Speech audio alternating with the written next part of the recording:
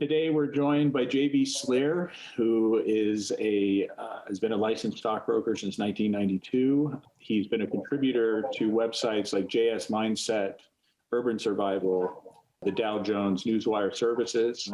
He's also someone who has been very interested in the works of Anatoly Fomenko's new chronology, the study of coinage, numismatics, and an all-around truth seeker is what I would say. So welcome to the show, JB, and we're really excited to have you. Thank you for having me. Why don't we just start with kind of your history of being involved in alternative history, Fomenko's new chronology.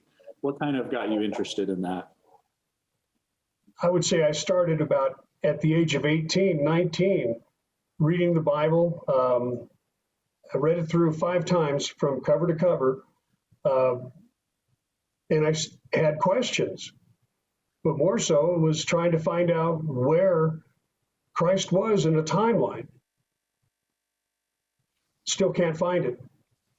Right, and I think, at least for myself, I'll let James add what he wants to add. But for me, the idea of King Andronicus and the idea that is the actual Christ who was born in 1152, according to Fomenko, that really, for me, flipped everything on its head. And it probably was one of the pieces of evidence as far as the zodiac and all of his forensic astronomy that he had done to show this, that really stood out to me. And I still, that's something that really affected me. And even to this day, I'm still, that's what got me really going into Fomenko. I agree. That time period, the timeline, the way he explained it, rattled my cage quite a bit too, but it also made things a bit more clear. When they started applying science and different aspects to it, it's just like, it was amazing to think that this information was hidden and intentionally. And now we have scientific ways of verifying a timeline. Yeah, when you talk to somebody who has a standard sort of academic view of history, they're convinced that this timeline was worked out to the strictest scientific standards, and there's nothing that we could really question it about, at least question it to the veracity that we are doing. But really, that's not the case. Real science changes all the time, right? So why not apply science to our history? And why is history not scientifically verified? We got an explosion of different viewpoints and the conglomeration of historical evidence that would be put together in a much more condensed timeline. For somebody who doesn't kind of know the timeline we're talking about, how different are we trying to tell people history is here? Thousands of years more condensed. When you think about Troy in the BCs and how Troy can actually have been 1,000 years ago or maybe 1,200 years ago. Well, and who made up the date 5,000, 6,000 BC? And where are the books or the calculations where a person was able to explain exactly how that was done when the number 0 is accredited to a guy named Fibonacci back in 1190? So, we don't have any of that information. It's as if someone had created a timeline and said, this is it, everyone else believe it, and we'll call you doctors for history.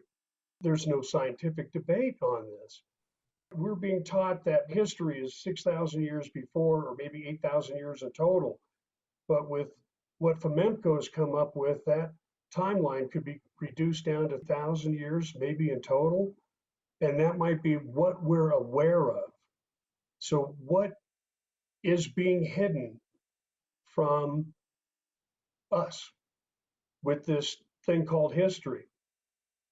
I think it's hard when you discuss new chronology and Fomenko for people.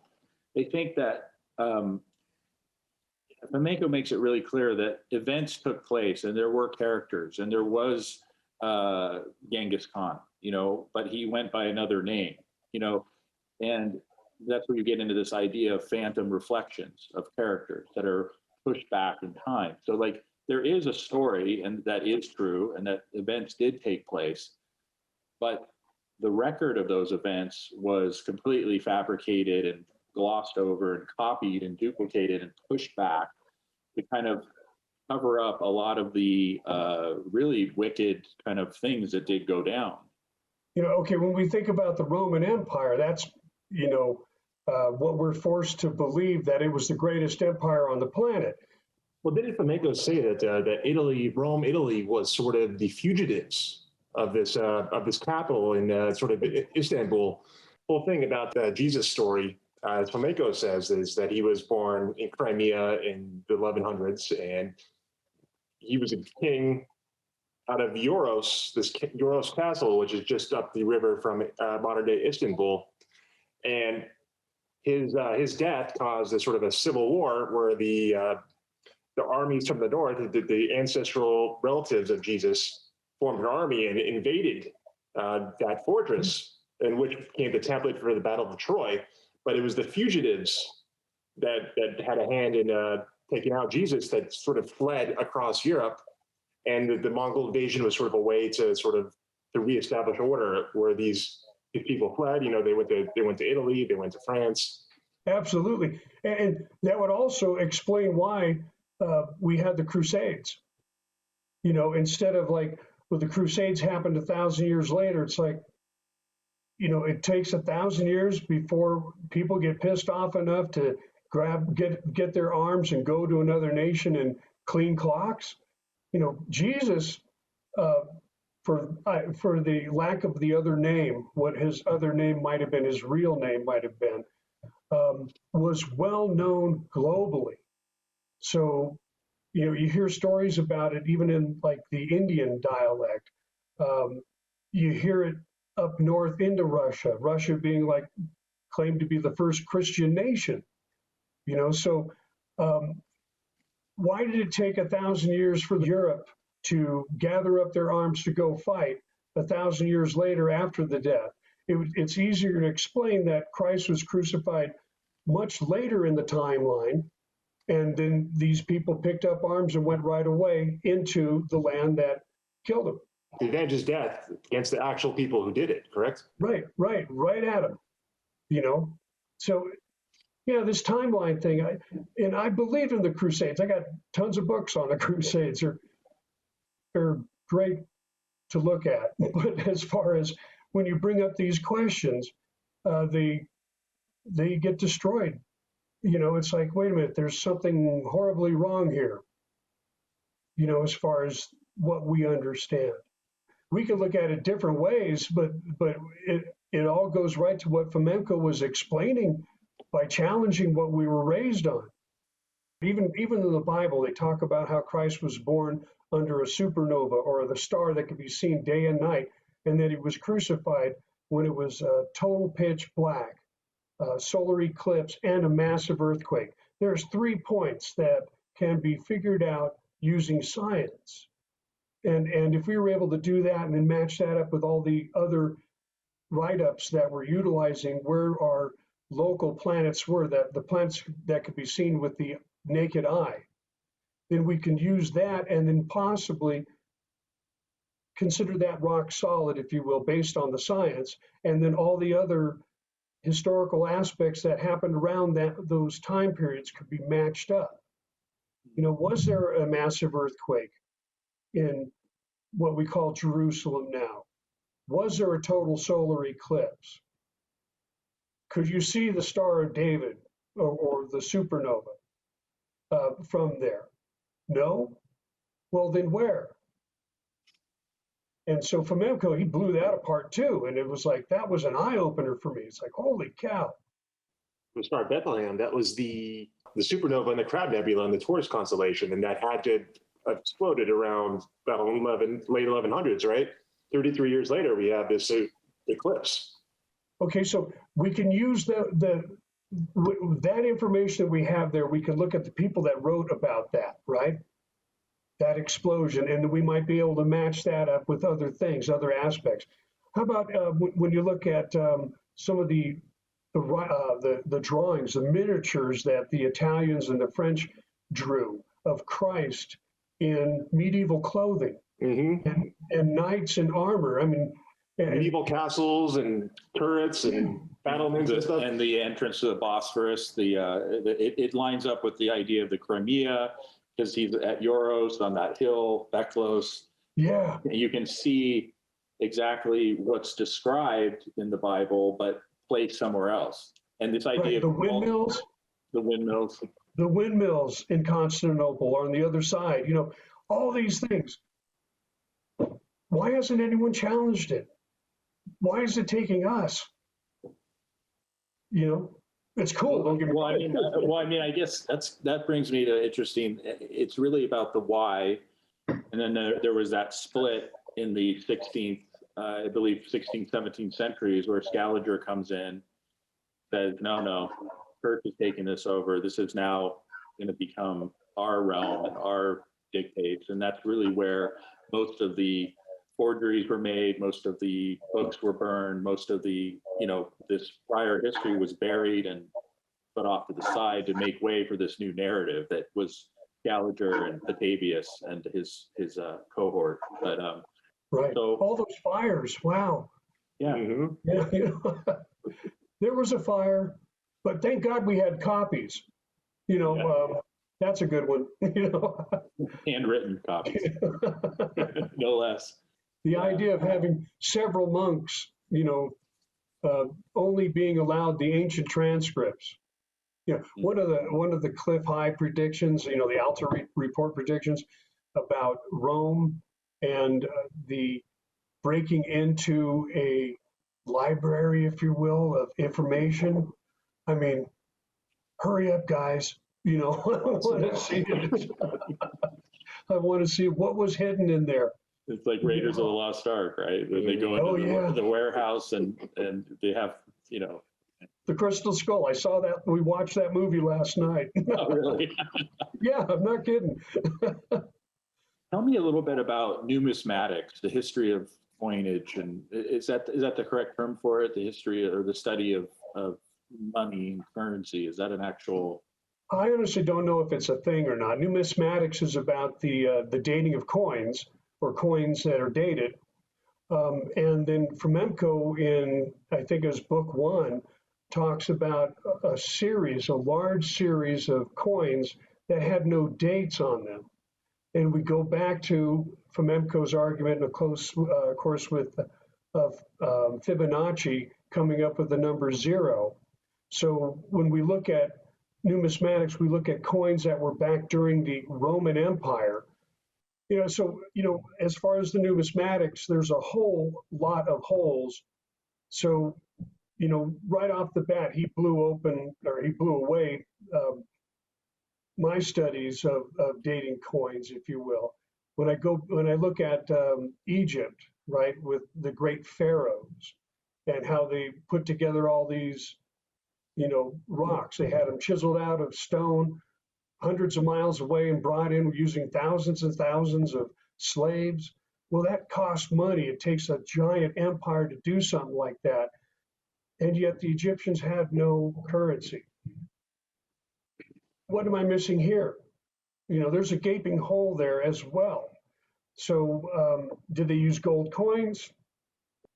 That's another one of those things that got blown away by Fomenko, as far as I'm concerned. He absolutely convinced me that what we've been reading about coins is, if there's no date on it, after 1200, 1300, then what really is it?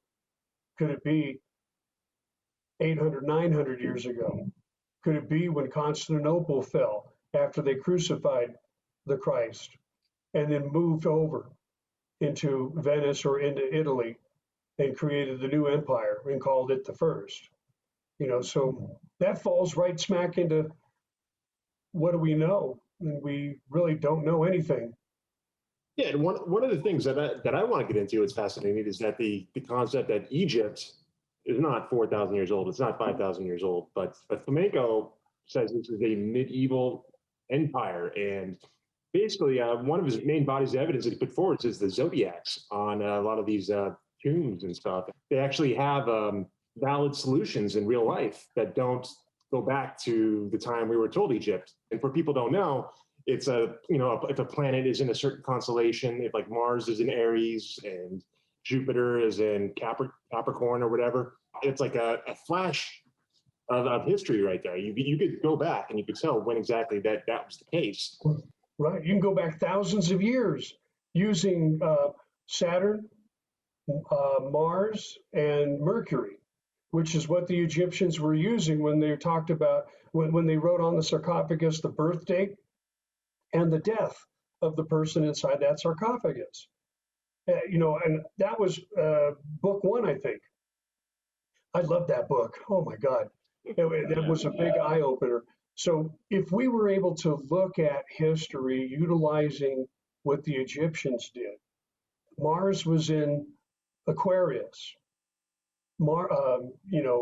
Saturn was in Pisces. There's, from what I understand, there are no repeats.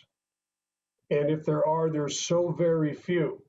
So, when we look at that, when you look at what the Egyptians put on the sarcophagi, both inside and out, and then maybe get a scientist to find that date in what we call recorded history. How many years ago was it? Was it 500, 2,000, 3,000 years ago? And then also use some of the other astrological information that we got. We've talked about, well, we haven't, but that was the place where the Kublai Khans or the Khans actually were buried.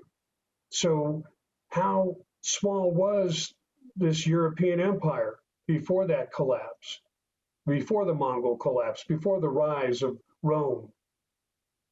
So, God, I look forward to more clarity. I look forward to being able to find it myself if I can. I'm looking for that one nut to crack in somebody's head where things are wrong. And the fact that Egypt was medieval, and also the Valley Kings is full of Russian conquests and stuff, I think it's quite outrageous. And, everybody wants evidence and stuff. And some of the evidence is that a lot of things that we associate with the sort of the New Kingdom Egypt being 3,000 years old would not have survived 3,000 years of history. We got a lot of wood sarcophagus. We have a lot of rope, a lot of pigments on the hieroglyphs. Can you talk about sort of just the forensic evidence why what we see in Egypt cannot be about 4,000 years old? If Egypt was really 3,000 years older than 0 AD, why did Napoleon have to take his troops down there and aim his cannons at the Sphinx? Why did he have to aim those cannons for practice at those pyramids and to knock off the plaster that was on top of it? I think, I don't know which book Fomenko talked about, but that was one of the things. I don't have Napoleon's artwork yet, but I do have it inside Fomenko's. And even the Sphinx, you could tell it was a human. You could see the nose, you could see the chin. When it came to the pyramids, when it came to the I forgot the name of that temple. Oh, Dendera. Dendera. Yes, yeah. Thank you. The large one and the small one. There was so much information in there. Why did it have to get destroyed? Why did Napoleon do it? Yeah, a lot of people don't know is that the Sphinx is missing its nose because Napoleon's army shot it off. Yeah, and I love the nose. It was super big, It was like Italian. Let's talk a little bit about the idea of, you were just speaking about Egypt and some of the information that you just came across. And that's something that, as far as lost technology goes, I think that's another key piece of evidence, is that we still don't have an official explanation of how the pyramids were built, if they were even built at the time that they were supposedly built.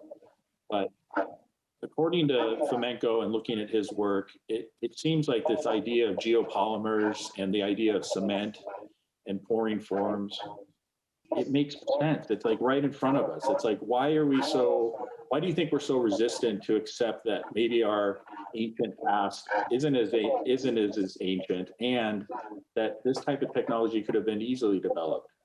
When I go back to thinking about what the Egyptians done and the casting of these rocks or stones, if you will, They were done during Kublai Khan's era. So we should be able to see, stonework like that throughout the planet. We can argue Aztec, the Mayans. We can argue what was found in Indonesia after the Aceh earthquake.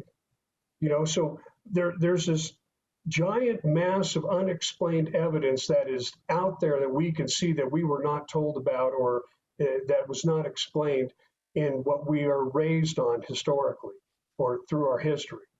Or even with that 2017 video where they were talking about how the stones were actually cast in place. They had shells, sea dollars, accurate shells, not busted up and crumbled, but they were whole in an entirety. And inside book number 5, they talk about the very top of the pyramid where Napoleon's cannons could not reach. And they had, someone had taken a picture, and I'd love to get a drone up there, with the high def and verify this. But at the very top, they were able to see hair from inside the plaster.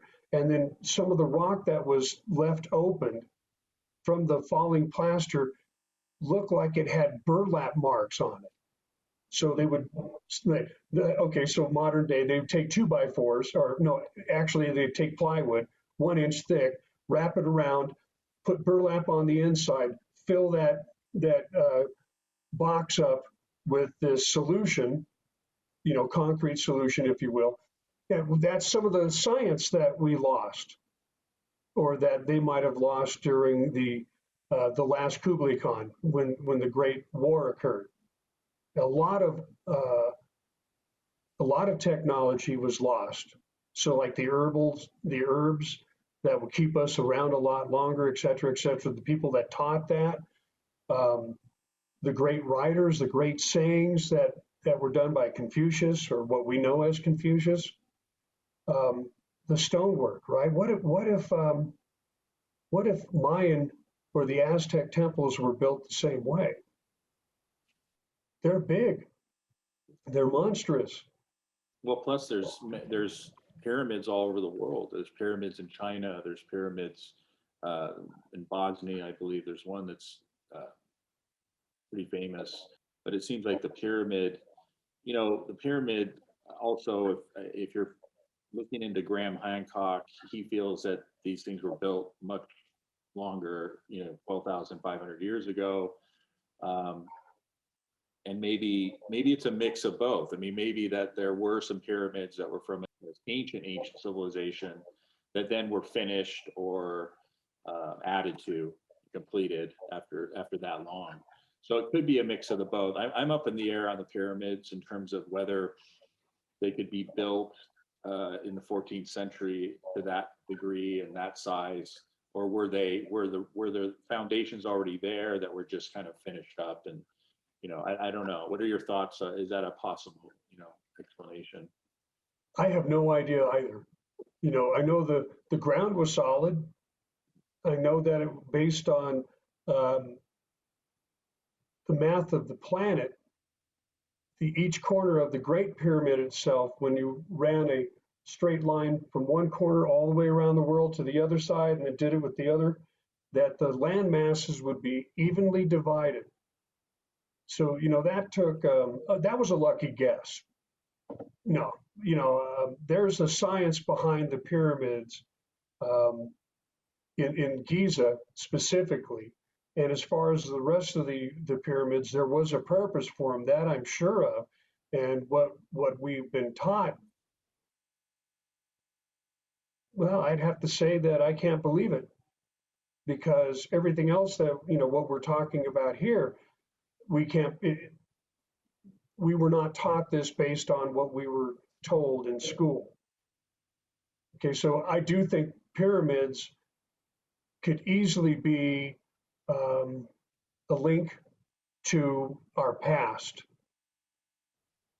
in more ways than one. Yeah, I guess what my assessment of Egypt is that it's multi-layered. Yes, we had this stuff in the Middle Ages, but there's also, I don't know if you're familiar with Robert Schoch, and he's a geologist out of Boston University, And his whole thing is that the Sphinx has clear water erosion on the enclosure and the back of the Sphinx that had to come from years and years of torrential rain. And, Right. and according to our understanding of geology, that didn't happen until sort of like 9,000 years ago, almost. And you look at the size of the head compared to the body of the Sphinx, and the head is tiny compared to the whole rest. So there's a theory that maybe the head was carved down later, or it could be possible a whole other rock if you look at it closely. Also in Egypt, there's something called the unfinished pyramid of Al-Zawiyat. It's not really a pyramid; it's a giant pit. Mound. It's a mound, and it's a ramp that goes into the ground, and there's sort of these giant rose granite blocks that they say were quarried from about 500 miles away, and a very South American looking sarcophagus, no hieroglyphs, nothing of that. And shortly after it was discovered, it was put into the confines of a military base, and they were using it as a garbage dump, where they would throw the trash in the pit and let the sand cover it up and go for it. So this beautiful monument, where you can see pictures of it when it was discovered in the 1920s, and I think it was in a 1950s movie, was totally hidden. There was only one time that was ever videoed, and it was during that movie, and they said no more after that. You couldn't see it. Okay, so the one of the things that I've read in the past about the Egyptians is they were actually going around the world looking for other pyramids, and they were in search of something, maybe the great connection to the gods of space or the gods above, So yeah, I don't know the full aspect of that, but I thought that was quite interesting. Then you hear about these, like the story of a giant cave in the Grand Canyon that has hieroglyphs, Egyptian hieroglyphics in it, where someone went down the Grand Canyon or the Colorado River through the Grand Canyon and saw them. I don't know of a pyramid up here. I don't know why they would be going around here, but that's some of the things that I've been hearing or heard. Well, it is funny that a lot of the sort of plateaus and the sort of pyramid-shaped mountains in the canyon all have Egyptian names to them. That I didn't know. Really? Oh. I was just thinking, do you think the fact that Fomenko is Russian, like if Fomenko was any other nationality, do you think his theory would be any less controversial, or do you think it doesn't matter? Because it just seems like, that is one of the big peaks of Fomenko, which is hard to back up, but people say, oh, he's just trying to elevate, Russia, doing it out of some nationalistic motivation. But I find it, I'm just curious what your take is on that. I don't fault Fomenko for being Russian and wanting to go Russia, rah, rah, rah. I mean, I'm USA, rah, rah, rah. But when you look back, we just got out of a Cold War back in the early 1990s, maybe late 1980 when Gorbachev and Reagan tore down the wall, if you will, blah, blah, blah. We had no understanding of of the history that Russia knew. So, that was completely blocked from us. And as far as China, I guess we didn't have a whole lot of it, but we're getting it now. That's a large portion of this planet's landmass that has historical information that has not been given or transferred out. So us getting this new information gives us the chance to challenge it, look at it, contemplate it, like what we're doing here.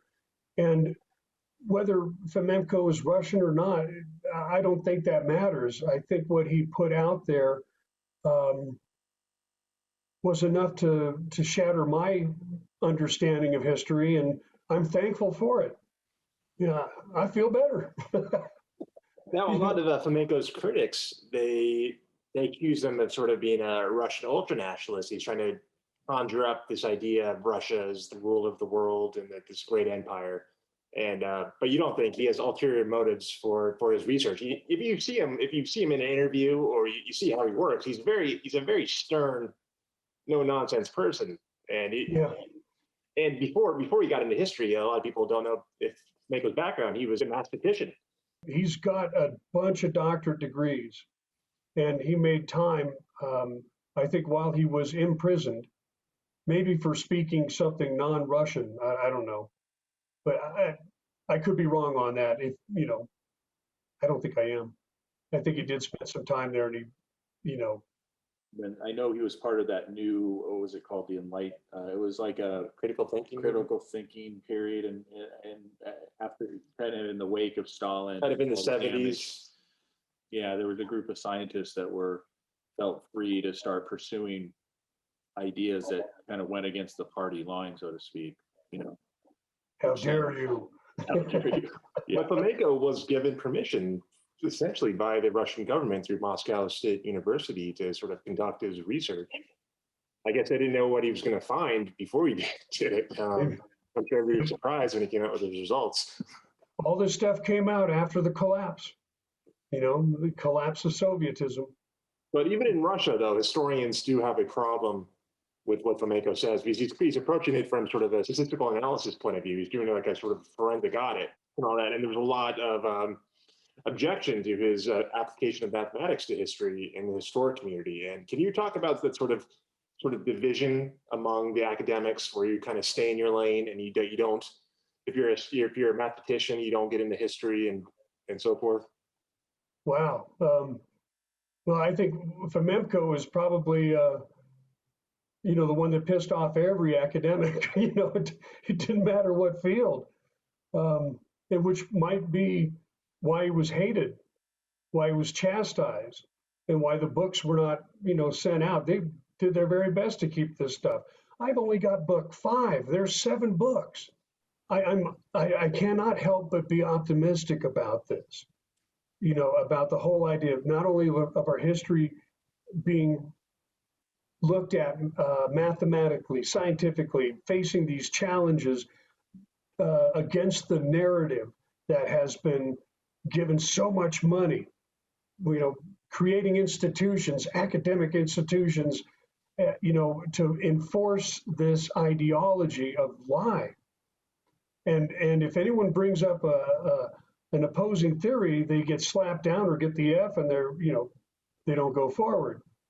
So I'm enjoying what I'm seeing, and I know it's a hardship out there. I mean, academics is collapsing. Doesn't matter what country you're looking at now, with this shutdown that we've had, which is unlike anything I've seen, or even in the alternative histories that you and I we're discussing here.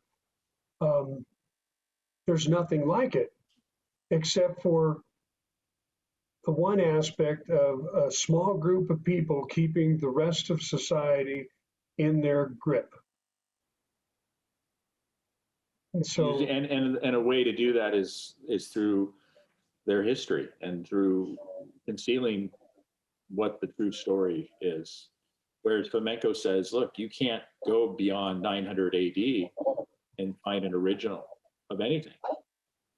Well, I think we'll do a little wrap, and then we really appreciate this. I appreciate it too. I don't get to talk to too many people. I don't get out much, and then to be able to talk to somebody who's knowledgeable about what Fomenko has brought up, it's so rare. Yeah, thank you. We run into the same problem. So whenever we meet somebody like you, we're extra grateful. Oh, on this side too, by all means. Well, we really appreciate you coming on today with us, JB, and we'd love to continue our conversation, because, this is such a deep topic, and I think it relates to every human on this planet. And I'm like you, or both of us, I think I can speak for both of us, is that we're excited about just discovering this together with an audience, and sharing our thoughts and sharing our research and getting a hold of people like you and to get your perspective. And we feel like it's the right time to do it. I mean, why not? I mean, the legacy media is struggling to work within that paradigm of, here's my big advertiser giving me money, and therefore I can only do this type of content that pleases them. That whole thing is dead, in my opinion, in some levels. There's always going to be a monetary thing involved with it, but but I think the access of information and the ability to share this with a worldwide audience is really what's going to hopefully bring about the next enlightenment for humanity, I think. What you guys are doing, I think, is going to be a breath of fresh air to everybody looking for something to look forward to. Yeah, I really do think that this is awesome.